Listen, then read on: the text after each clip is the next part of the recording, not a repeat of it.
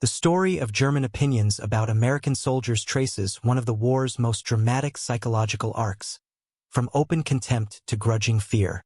When Hitler declared war on the United States in December 1941, Nazi leadership dismissed Americans as a racially mixed, dollar-obsessed people incapable of producing real soldiers. By May 1945, entire German armies were racing west, desperate to surrender to Americans rather than face the Soviets. Between those bookends lies a transformation shaped by ideology, battlefield shock, and the brutal education of combat. A journey from propaganda fantasy to devastating reality. This shift mattered more than most people realize. German underestimation of American capability was not a minor intelligence failure. It was a civilization-level miscalculation rooted in Nazi racial ideology that helped seal the Third Reich's destruction. The Germans who survived the war left behind a rich documentary record of how their views evolved, from Hitler's private conversations to frontline soldiers' letters home to post-war interrogation transcripts. What emerges from these records is a portrait of an enemy who had to abandon everything they believed about Americans in order to survive fighting them. Adolf Hitler's contempt for American military capability was not a casual opinion. It was an article of ideological faith. In his private conversations recorded under the supervision of Martin Bormann and later published as Hitler's Table Talk, the Führer laid out his views with remarkable bluntness. On January 7, 1942, barely a month after declaring war on the United States, Hitler told his inner circle that he did not see much future for the Americans. He called it a decayed country with a racial problem and social inequalities. He expressed feelings of hatred and deep repugnance toward Americanism, claiming that American society was half Judaized and the other half negrified, and asked how one could expect such a state to hold together. Historians note that these recorded conversations should be treated with some caution, as the original manuscripts are lost. The notes were written from memory the following day, and Martin Bormann heavily edited them. However, they remain the best available record of Hitler's private views. This was not posturing. Hitler genuinely believed that racial mixing fatally weakened a nation's fighting capacity. His ideology held that a nation's military power derived directly from racial purity, and by this measure, America was doomed from the start. The Reich's leader saw no contradiction in this view. Even as American factories were beginning to tool up for the largest industrial mobilization in human history, historian Jeffrey C. Ward wrote in Smithsonian Magazine that Adolf Hitler assured his aides that Americans would never be able to defeat the Thousand-Year Reich because they were a mongrel people. Albert Speer, Hitler's Minister of Armaments, later recorded in Inside the Third Reich what the Führer told his advisors. Hitler thought the Americans had not played a very prominent part in the war of 1914 to 1918 and had not made any great sacrifices of blood. He believed they would certainly not withstand a trial by fire because their fighting qualities were low. In his view, no such thing as an American people existed as a unit. They were nothing but a mass of immigrants from many nations and races. Hermann Göring, commander of the Luftwaffe, matched his Führer's dismissiveness with a quip that would haunt him. A widely attributed remark has Göring declaring that the Americans cannot build airplanes and are only good at refrigerators and razor blades. When RML later complained that American armor-piercing shells were knocking out his panzers, Göring reportedly sneered that this was impossible, that the Americans only knew how to make razor blades. RML's reply cut back. He said they could do with some of those razor blades, Herr Reichsmarschall. This exchange from October 1942 is recorded in the RML papers and corroborated by Nico Hitler's Luftwaffe adjutant. The German High Command shared this institutional blindness. Hitler declared war on the United States on December 11, 1941, without consulting his military leadership, without ordering strategic preparations, and without even giving Admiral Karl Donitz advance notice to position U-boats. Nicholas von Below, who served as Hitler's Luftwaffe adjutant from 1937 to 1945, later wrote of astonishment at the decision, describing Hitler's assessment of American potential as evidence of his dilettante approach and limited knowledge of foreign countries. Major General George Thomas, head of the OKW Economics Section, tracked data showing America's overwhelming industrial potential, but these warnings went largely unheeded at the highest levels of the Reich. The Abwehr, German military intelligence under Admiral Wilhelm Canaris, was spectacularly ineffective at assessing American capabilities. Scholars H. L. Truffus and Thomas Edold have both documented the systematic intelligence failures in detailed studies. Operation Pastorius, the Abwehr's 1942 sabotage mission to America, collapsed almost immediately when agents landed on Long Island and were quickly captured, a microcosm of German cluelessness about the country they had just challenged to war. The agents had been given American currency in bills that had been pulled from circulation years earlier, a basic error that revealed how little German intelligence understood their target. Nazi propaganda reinforced these delusions systematically. Joseph Goebbels's Reich Ministry of Public Enlightenment and Propaganda portrayed America as a Judeo-plutocratic state, its soldiers as pampered products of a decadent culture of jazz, Hollywood, and consumerism. German propagandists even created leaflets targeting Black American soldiers, cynically exploiting American racial tensions to encourage desertion, claiming that colored people living in Germany could go to any church they liked and that there had never been lynchings of colored men in Germany. The German press routinely mocked American soldiers as soft, describing them as products of a nation more interested in automobiles and movies than military discipline. Yet not all Germans were blind. Some who had fought Americans in World War I retained a different institutional memory. A remarkable 1919 United States military compilation titled Candid Comment on the American Soldier of 1917 to 1918 recorded German officers' assessments. One chief of staff, who had fought in more than 80 battles across 6 fronts, declared that he had found the American army the most honorable of all enemies and the bravest, the only ones who had attacked seriously in that year's battles. A German municipal official offered a more mixed verdict. He said the American army seemed a fine collection of individual physical specimens, but from the standpoint of military discipline, it was a mob, pure and simple. This paradox, brave individuals in an undisciplined army, would echo into the next war. But these voices were drowned out by the ideological certainty of the Nazi regime. When American and German ground forces first clashed in a major engagement at Kasserine Pass, Tunisia, in February 1943, the results appeared to vindicate every Nazi assumption about American fighting quality. It was a disaster that reverberates in United States military history to this day, and a moment of dangerous overconfidence for the Germans. Win-Win RML specifically targeted the Americans because he saw them as the weak link in the Allied line. The National World War II Museum notes that American inexperience drew RML's personal scorn. He had reason for optimism. The United States Second Corps under Major General Lloyd Fredendall was poorly led, badly positioned, and green. Fredendall commanded from a headquarters bunker 70 miles behind the front lines, built by 200 engineers using dynamite to carve tunnels into rock. He rarely visited forward units and communicated in an elaborate code of his own invention that confused his own officers. The 168th Regimental Combat Team of the 34th Infantry Division had received 450 replacements just days before the battle.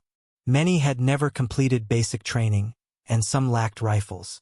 On February 12th, the regiment received its first shipment of bazookas. Soldiers learned how to use them against German tanks in actual combat on February 14th, the day the attack began. There was no training time. The first time many American soldiers fired a bazooka was against an approaching German panzer. On that date, General Hans-Jürgen von Arnim launched Operation Frühlingswind, meaning spring wind, with the 10th and 21st Panzer Divisions against American positions at Kasserine Pass. The result was devastating. An American soldier witnessed the counterattack by the 1st Armored Division. He said it was murder. They rolled right into the muzzles of the concealed 88s, and all he could do was stand by and watch tank after tank blown to bits or burst into flames. Within 2 days, the Second Corps had lost 1,600 men, nearly 100 tanks, 57 half-tracks, and 29 artillery pieces. A German night panzer attack routed the 1st Armored at Spitla. One American soldier admitted they just lost their heads. The Americans had even marked their own minefields with flags so their troops would not walk into them. The Germans, as one historian noted, appreciated the thoughtfulness. One company war diary captured the German mood. They could not help wondering whether the officers directing the American effort knew what they were doing. German tank crews began referring to American armor as sardine cans because of how easily they were destroyed. The overall toll was staggering. Allied casualties reached approximately 10,000, with roughly 6,500 American, some 300 killed, 3,000 wounded, and 3,000 captured or missing. The Americans lost 183 tanks, 104 half-tracks, 208 guns, and 512 trucks. German losses were a fraction. Approximately 989 casualties, with 201 killed, 536 wounded, and 252 missing. They lost just 20 tanks. German commanders began dismissing the Americans as a hollow force instead of a formidable enemy. But here is where the story takes its first turn. Even amid this debacle, Rommel noticed something that gave him pause. In his journal, he recorded that the tactical conduct of the enemy's defense had been first class. They had recovered very quickly after the first shock and had soon succeeded in damming up the advance by grouping their reserves to defend the passes and other suitable points. At the village of Jebel el Hamra, the 16th Infantry Regiment of the 1st Infantry Division and Combat Command B of the 1st Armored halted the German advance cold. An American officer declared that if they attacked in force, they could not hold, but by God, they would. At Thala, when the 10th Panzer Division's Kampfgruppe of Ombruch rolled forward, a devastating artillery barrage from the freshly arrived 9th Infantry Division, which had advanced 800 meters in 4 days from western Algeria, stopped them dead. Friedrich von Mellenthin, shaken by the barrage, halted his advance, convinced a massive counterattack was imminent. The German offensive was over. Kasserine confirmed what the Germans wanted to believe. Von Arnim held Rommel's opinion on the low quality of the American forces, but Rommel himself was already updating his assessment. He wrote that British experience had been put to good use in American equipment. The crack in German certainty had appeared, small at first, but it would widen into a chasm. The speed of the American military's self-correction after Kasserine stunned the Germans who paid attention. On March 6, 1943, Fredendall was relieved and replaced by Major General George S. Patton Jr. The transformation was immediate and dramatic. Omar Bradley observed the change. Each time a soldier knotted his necktie, threaded his leggings, and buckled on his heavy steel helmet, he was forcibly reminded that the pre-Kasserine days had ended and that a tough new era had begun. Patton enforced discipline ruthlessly, fining soldiers $50 for not wearing helmets and personally inspecting frontline units every day. Just 17 days later, at the Battle of El Getter on March 23, 1943, the same German units that had crushed the Americans at Kasserine ran into a wall. Von Arnim sent 50 tanks of the 10th Panzer Division against Patton's forces, expecting an easy victory. Instead, the 1st Infantry Division, the Big Red One, combined mass artillery fire, minefields, and the 601st Tank Destroyer Battalion's M10 guns to destroy approximately 30 German tanks by 9 a.m. It was the first time American forces decisively defeated experienced German armor. Eisenhower's verdict on the 1st Infantry Division was that the Hun would soon learn to dislike that outfit. Rommel, who had left North Africa by then due to illness, acknowledged in his papers that in Tunisia, the Americans had to pay a stiff price for their experience, but it brought rich dividends. He noted that even at that time, American generals showed themselves to be very advanced in the tactical handling of their forces. When Tunisia fell in May 1943, approximately 250,000 to 275,000 German and Italian troops surrendered, 80 times the number of Americans captured at Kasserine. The learning curve had been steep but devastatingly effective. The same American army that had been humiliated in February had become the army that accepted Axis surrender in May. In Sicily, in July 1943, the education continued at Gela. The Hermann Göring Panzer Division launched a serious counterattack with 90 tanks against the 1st Infantry Division's beachhead and was thrown back by a combination of Rangers, paratroopers from the 82nd Airborne's 505th Parachute Infantry Regiment, infantry, and devastating naval gunfire. At Troina, from August 1st to 6th, Americans fought the hardest battle of the Sicilian campaign against elements of 4 German divisions on high ground. Patton's forces won the race to Messina, arriving hours ahead of Montgomery's British troops. The Americans had proven they could not only fight but win campaigns. The Italian campaign that followed, Salerno, Anzio, Monte Cassino, was grinding, bloody, and often near disastrous. At Salerno on September 9, 1943, the 16th Panzer Division greeted the first wave of the 36th Infantry Division with a loudspeaker, proclaiming in English to come in and give up because they had them covered. 6 German divisions counterattacked, nearly driving the beachhead into the sea. But the Americans held. They held at Salerno, they held at Anzio, and they ground their way up the Italian peninsula through some of the most difficult terrain in Europe. Through all of this, two things increasingly dominated German soldiers' experience of fighting Americans, and both changed how they saw their enemy forever. The first was American artillery. The Army Historical Foundation's detailed comparison concludes that by the latter part of the war, the American artillery arm was very clearly superior to that of the Germans. The United States Fire Direction Center system could coordinate simultaneous fire from multiple batteries in time-on-target shoots, where shells from different batteries all arrived at the same instant, a capability no other artillery in the world possessed. The psychological effect of a time-on-target barrage was devastating, as defending troops had no warning from early arriving shells before the full weight of the bombardment struck. American divisions had lavish artillery support, 3 battalions of 105 mm howitzers plus a 155 mm battalion.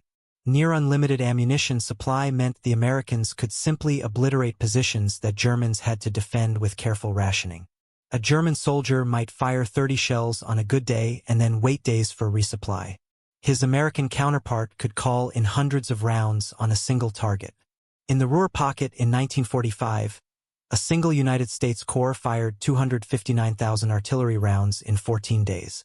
No German formation could match this volume of fire. The second was air superiority.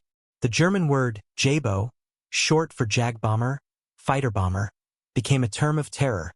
P-47 Thunderbolts and P-51 Mustangs roared at 400 miles per hour with cannons, machine guns, and 500-pound bombs. German forces planned their movements around avoiding the J-bows, moving primarily at night or in bad weather. A panzer commander reported advancing more than 10 miles with only 3 losses. Then all of a sudden, the J-bows dropped out of the sky, firing deadly rockets and strafing, spreading terror throughout his formation. RML articulated the existential despair this created. He said that anyone who had to fight, even with the most modern weapons, against an enemy in complete command of the air fights like a savage against modern European troops under the same handicaps and with the same chances of success. By 1944, German units in France learned to dread daylight. Any vehicle that moved on a road during clear weather was a potential target. The National World War II Museum summarizes the late-war American force. Bristling with modern equipment and vehicles, tanks, half-tracks, and self-propelled artillery, the United States Army was both mobile and lethal. If an American unit found a seam in enemy defenses, it could slash through like lightning, and once in contact, it could hurl more brute firepower than any force in history. The amount of artillery the Americans rained down on their enemies never ceased to shock the Germans. A German veteran of the 276th Volksgrenadier Division offered a vivid comparative analysis of his enemies. The Russians were capable soldiers, the British competent and professional, but a bit slow. Americans were enthusiastic amateurs with a disposition to aggression he had never seen in any other nation's sons. He elaborated that Americans would immediately return fire, bring a punishing rain of artillery or air power on top of whatever they were fighting, and move to counterattack as soon as the rain of death ended.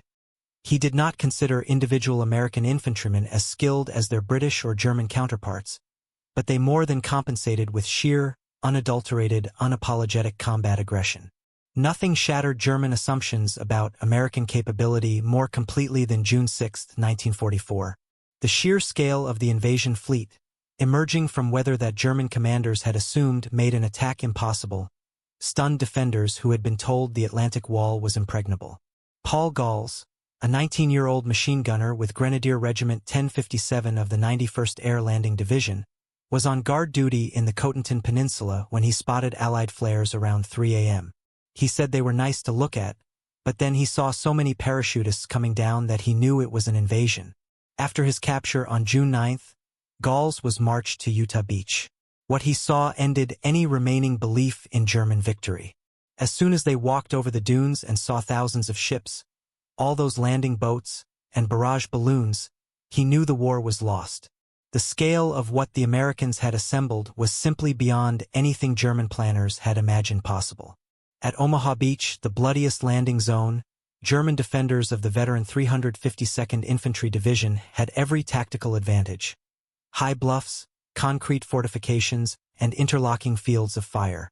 Heinrich So, a Gefreiter stationed at Widerstandsnest 62, watched the horizon through his MG-42 sights as landing craft approached. He later recounted that what came to mind was asking God why he had been abandoned. But rather than flee, he slipped the first belt of ammunition into his machine gun and opened fire. Over approximately 9 hours, So claimed to have fired 12,000 to 13,500 rounds from the MG-42 and 400 rounds from 2 rifles. Historians regard his claims of inflicting over 1,000 casualties as implausible, given that total American casualties across the entire 10-kilometer length of Omaha Beach were approximately 2,400, and Widerstandsnest 62 was manned by 40 soldiers with multiple weapons, not one man alone. However, there is no doubt he was among Omaha Beach's most determined defenders. He later said it was awful and that thinking about it made him want to throw up. Franz Gals, an 18-year-old of the 716th Infantry Division at the same point, wrote to his family 4 days later. He described an unprecedented attack, an unimaginable attack, unheard of even in Russia. At dawn, around 4 a.m., they could make out the silhouettes of the first large enemy ships. They had barely been seen when flashes of lightning were already erupting from their guns at an infernal rate. He described a monstrous roll of fog and smoke from the naval bombardment advancing toward his position. The roll of fire took its time. It knew they could not stop it. Yet despite inflicting horrific casualties, an estimated 2,400 to 4,700 American casualties at Omaha, the 352nd Division could not throw the Americans back. As historian Robert Citino of the National World War II Museum noted, the Germans had no maneuver component, no counterattacking force, no tanks, and no aircraft, nothing that could have driven a rattled United States landing force into the sea. The sheer determination of the Americans to keep coming overwhelmed the defense. German assessments of American paratroopers were particularly striking. Field Marshal von Rundstedt's official after-action report of June 20, 1944, acknowledged that the techniques and tactics of the enemy airborne forces are highly developed, particularly seasoned, and prepared for combat. These soldiers have proven to be powerful fighters, adapting quickly to the terrain. At Pont de Hoc, captured German soldiers offered an inadvertently complimentary complaint about the Rangers. Instead of attacking through the fields, as any soldier would, the Americans came down the road instead. German Feldseeamjäger, who fought American infantry around St. Lo, developed outright fear. Erwin Schmeger of the 9th Parachute Regiment recalled fighting the 2nd Infantry Division with its Indian head insignia. He described facing madmen with Indian heads, where there were no rules and everyone had their knives drawn. The most devastating German testimony from Normandy came after Operation Cobra on July 25, 1944, when approximately 1,500 B-17 and B-24 heavy bombers dropped roughly 3,300 tons of bombs on the Panzer Lehr Division's positions near St. Lo. Additional medium bombers and fighter bombers added to the destruction. Lieutenant General Fritz Baulein described the result. He called it hell.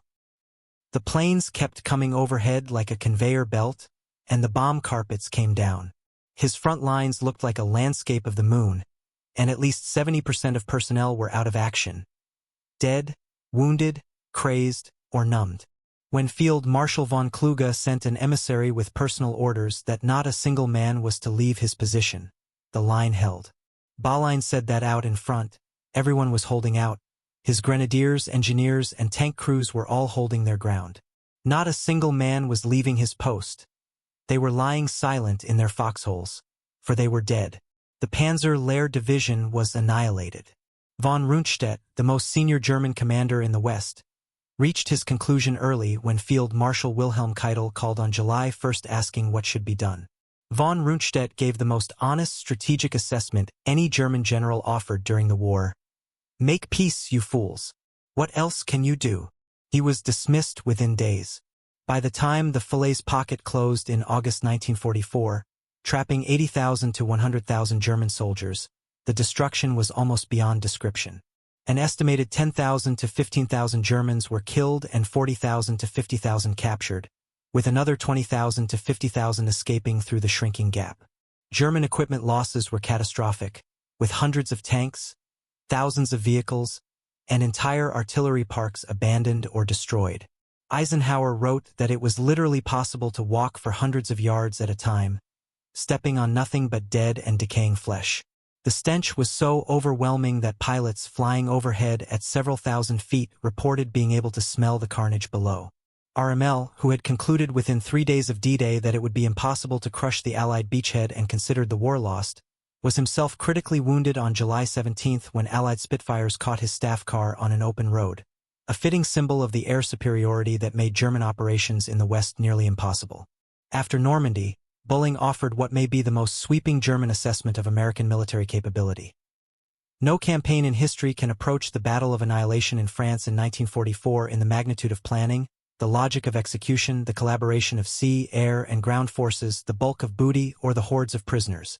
By December 1944, the Ardennes Offensive, codenamed Wacht am Rhein, meaning Watch on the Rhine, represented Hitler's final strategic wager.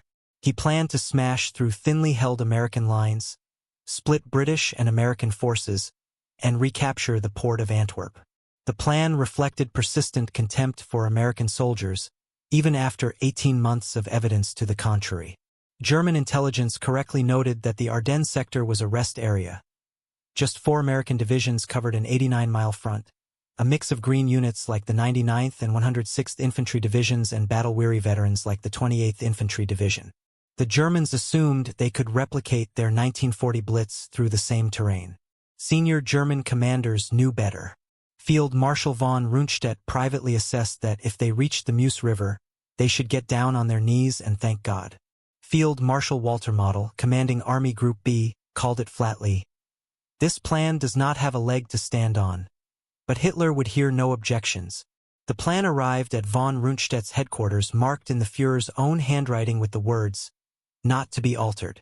Von Rundstedt later said bitterly that he strongly objected to the fact that this operation in the Ardennes is sometimes called the Rundstedt Offensive, calling it a complete misnomer because he had nothing to do with it. On December 16, 1944, some 410,000 German troops with 1,400 tanks struck the American lines. In military historian John S.D. Eisenhower's estimation, the salient feature of combat on the first day was that the American units generally held their ground, though sizable penetrations were made between their positions. At Lanzerath Ridge, an American reconnaissance platoon of 18 soldiers plus 4 forward artillery observers under 1st Lieutenant Lyle Bull of the 394th Infantry Regiment battled and delayed approximately 500 German paratroopers from the 1st Battalion, 9th Fallschirmjäger Regiment for nearly an entire day. The overcautious Germans paused repeatedly, believing that a greater force of American infantry and tanks was hiding in the woods. At Elsenborn Ridge, the 99th and 2nd Infantry Divisions held the crucial point of the entire German offensive, the sector assigned to the 6th Panzer Army, Hitler's chosen instrument, and never broke. The Army Historical Foundation's assessment noted that the stubborn resistance of the American troops in the northern shoulder blunted the 6th Army's advance so quickly that the Kampfgruppe from its panzer divisions and much of the remaining strength of the East Army were committed. The offensive never achieved a breakthrough. Kampfgruppe Paper, the most powerful German strike force in the Ardennes offensive, with 4,800 men and 117 tanks under SS Lieutenant Colonel Joachim Paper, was supposed to spearhead the advance to the Meuse River. Instead, Paper found himself trapped in a nightmare of blown bridges, emptied fuel dumps, and stubborn American resistance at Stavelot, Trois-Ponts, and Stoumont. He complained that these roads were not for tanks, but for bicycles. The same advance that had required only 9 hours in 1940 now took 36. By December 24, Paper was surrounded, virtually out of fuel, and reduced to a quarter of his original strength. On Christmas Day, he led approximately 770 survivors back to German lines on foot, abandoning all heavy equipment. At Bastogne, the drama reached its most famous moment. The 101st Airborne Division and supporting units held the vital crossroads town against forces that outnumbered them roughly 5-1. General Heinrich von Luttwitz's 47th Panzer Corps, including Panzerlehr and Major General Osso von Manschuffel's 26th Volksgrenadier Division, was supposed to capture Bastogne by the second day. Instead, the 28th Infantry Division's 110th Regimental Combat Team delayed them for 3 critical days before being overwhelmed, buying time for the paratroopers to arrive.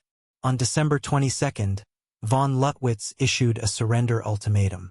The German demand was delivered under a white flag and promised that if the defenders did not surrender, German artillery and air forces would annihilate the American troops. Brigadier General Anthony McAuliffe's reply was a single word: nuts. This baffled the German officers who received it. Lieutenant Helmut Hennig, who had translated the demand, asked if the reply was negative or affirmative. Colonel Joseph Harper of the 327th Glider Infantry Regiment translated, explaining that if Hennig did not understand what nuts meant in plain English, it was the same as saying go to hell. He added that if they continued to attack, the Americans would kill every German who tried to break into the city. General Koch noted dryly that the American commander rejected the surrender ultimatum with remarkable brevity. Von Manschufel, Koch's superior, was furious when he received word that von Luttwitz had allowed the Americans to make such a fool of them. The Christmas Day assault on Bastogne saw 18 tanks and infantry briefly penetrate the perimeter, with one tank commander reporting he was on the edge of Bastogne itself. But 3 tanks were destroyed by tank destroyers, 3 by bazookas, and the attack was contained. Perhaps the most revealing German reaction came during post-war interrogations by General Maxwell Taylor of the 3 chief German commanders at Bastogne, von Luttwitz, Baulein, and Koch, in November through December 1945. Lieutenant Colonel Harry Kennard, who had been the 101st Airborne's operations officer during the siege, attended the session. His presence was a visible shock to the German commanders. It seemed incredible to them that this boyish-faced soldier had been one of their principal antagonists. Von Luttwitz repeatedly asked if Kennard was certain he was chief of operations, wondering if he was only the chief for one regiment. The Battle of the Bulge cost the Americans dearly. Approximately 81,000 to 89,000 casualties, including 19,246 killed, making it the largest and bloodiest single battle the United States fought in World War II. But German losses were approximately 80,000 to 100,000, and unlike American losses, these were irreplaceable. American divisions could be rebuilt with fresh troops from training camps producing hundreds of thousands of soldiers. Germany had no such reserves remaining. The offensive consumed Germany's last strategic reserve of 200,000 troops. As historian Martin King observed from interviews with veterans of both sides, the Americans had an incredible capacity to improvise, think on the move, and operate autonomously down to the squad level. Behind every American soldier's trigger pull stood an industrial machine that German leadership had dismissed as fantasy. When President Roosevelt announced ambitious production targets, Hitler was told by his advisors that it was American propaganda. In 1939, U.S. military aircraft production was fewer than 3,000 planes annually. The targets seemed absurd, but they were not.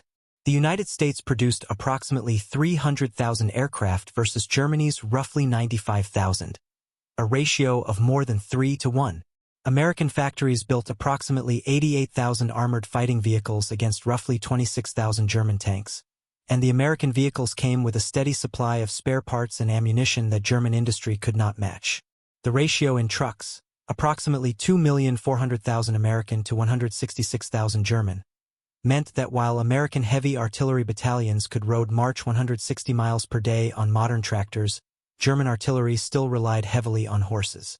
The Wehrmacht used approximately 2,750,000 horses during the war, losing nearly half to combat, disease, and exhaustion.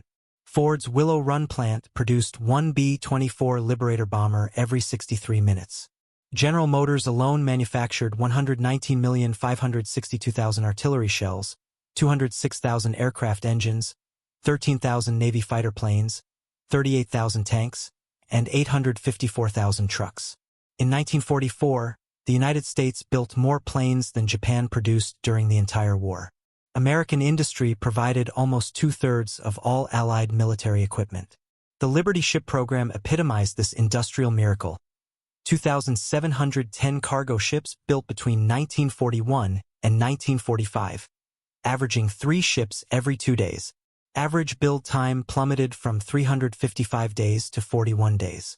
The SS Robert E. Peary was built in a record 4 days, 15 hours, and 29 minutes as a demonstration of American industrial capability. A single Liberty ship could carry 2,840 jeeps, 440 tanks, or 230 million rounds of rifle ammunition. By autumn 1943, all Allied shipping sunk since 1939 had been replaced. Stalin himself acknowledged the significance at the Tehran Conference. Without American machines, the Allies never could have won the war. William S. Knudsen, the former General Motors president turned wartime production chief, put it bluntly. They won because they smothered the enemy in an avalanche of production, the likes of which he had never seen nor dreamed possible. German soldiers experienced this avalanche personally. They were amazed by the absence of horses in American formations. Everything was mechanized. They saw Americans who, if something broke, simply discarded it and got a replacement, a concept unknown in the German army.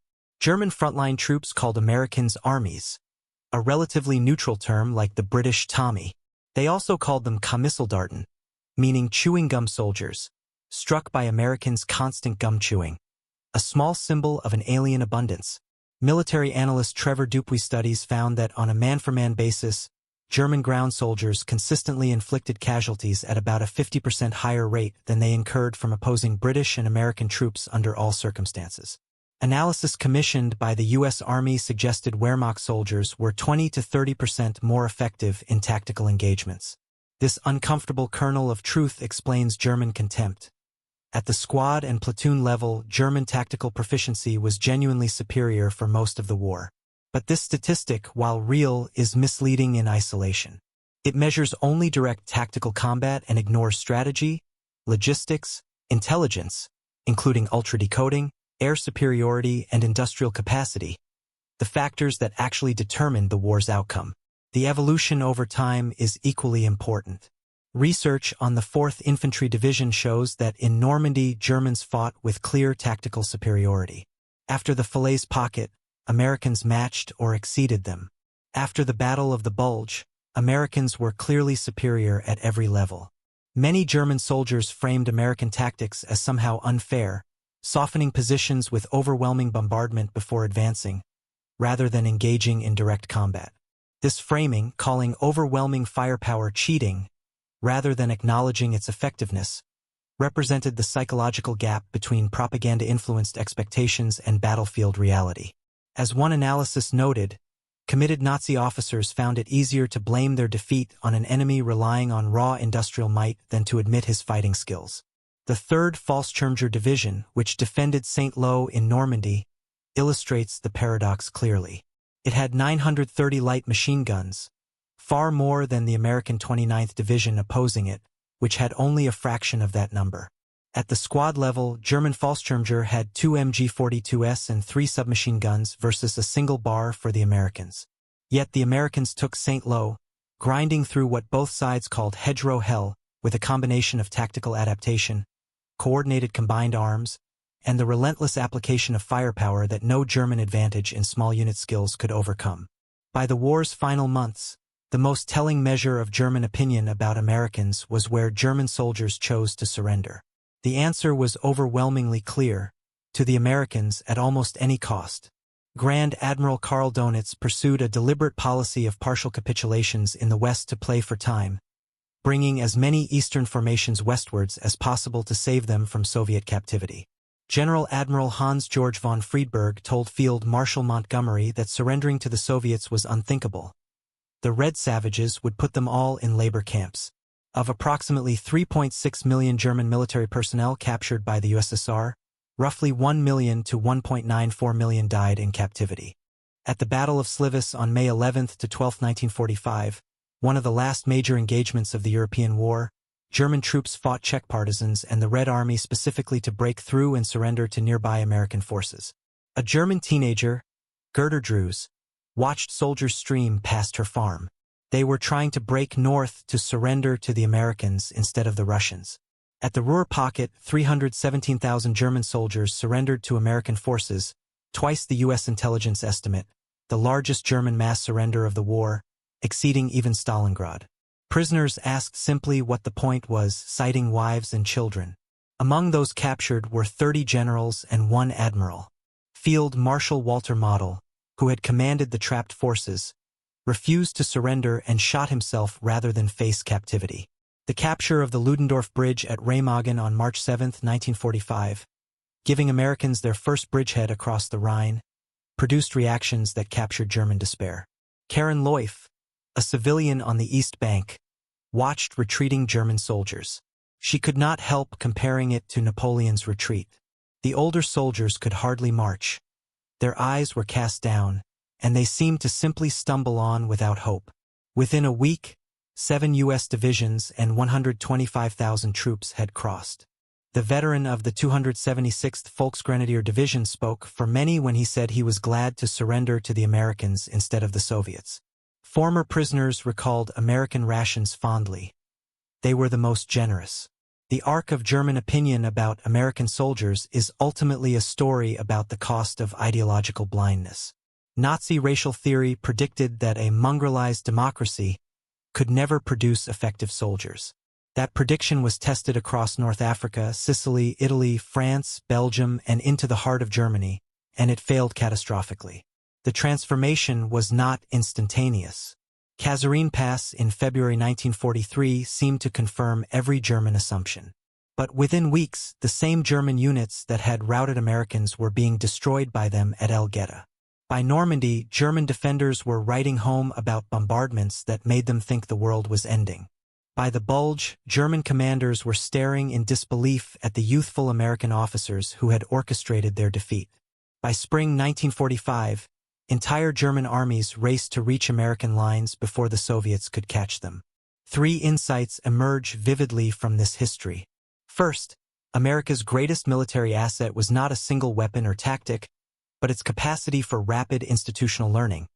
The ability to absorb a disaster like Kasserine and within weeks transform into a force that could destroy the units that had just beaten them. Second, the combination of overwhelming industrial production and aggressive tactical application created a form of warfare that German tactical superiority at the individual level simply could not overcome. A lesson German veterans often acknowledged through backhanded compliments, calling American methods unfair. Third, the German soldiers who actually fought Americans consistently developed more nuanced and respectful views than the leadership that sent them into battle. A gap between propaganda and reality that widened with every engagement until the Third Reich itself collapsed. Guderian's razor blades, it turned out, could cut through anything.